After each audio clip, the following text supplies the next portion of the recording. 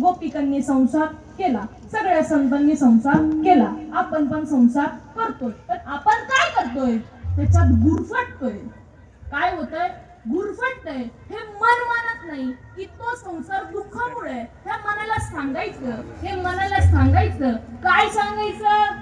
तो संसार दुःखामुळे, त्याच्यामध्ये राहायचंय. त्याला काय करायचंय? परमार्थ. पण माईबाप संसार हा होत राहतो, तर माणसाला परमार्थ हा करावा लागतो.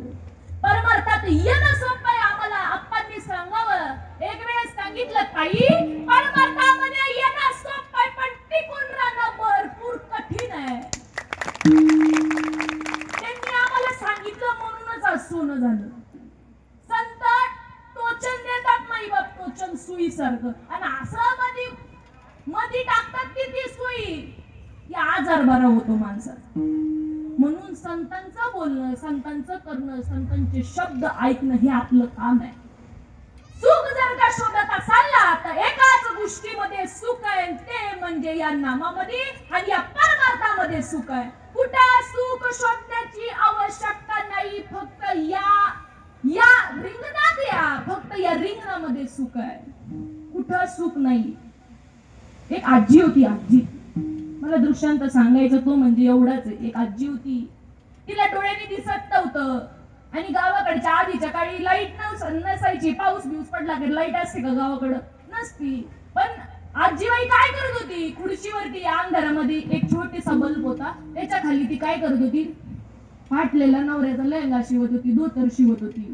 धोतर शिवता शिवता शिवता शिवता शिवता लाईट गेली. माईबाप, लाईट गेली रे गेली. ती सुई आजीबाईची पडली, खाली पडली. ती सुई आजीबाईची पडली कुठं? घरामध्ये. कुठं पडली? बोलत चला. कुठं पडली? घरामध्ये पडली.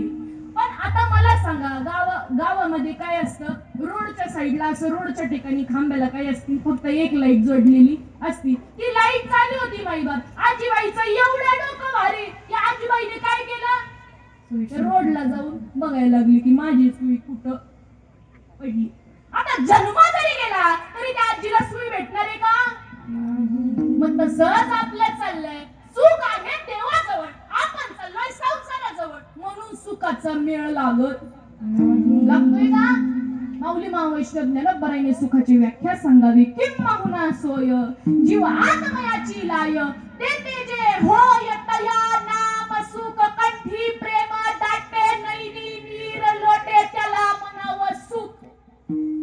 ते सुख दिला किरीटी दावी जेल तुझ दिटी आत्मयाची भेटी जीवासी होय कंठी प्रेम दाटे,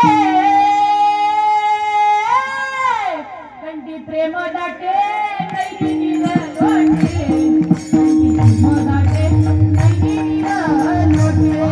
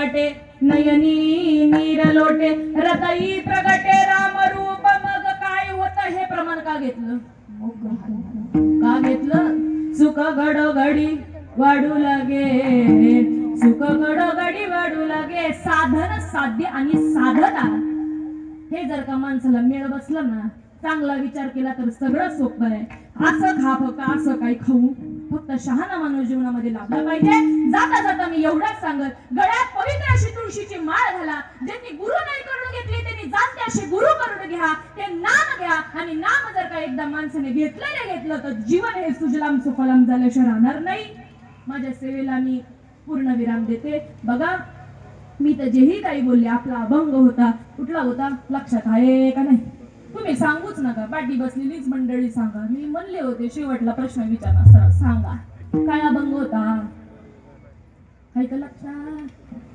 बरं जाऊ द्या तुम्हाला झालंय जेवण जास्त काय झालंय जेवण जास्त झालंय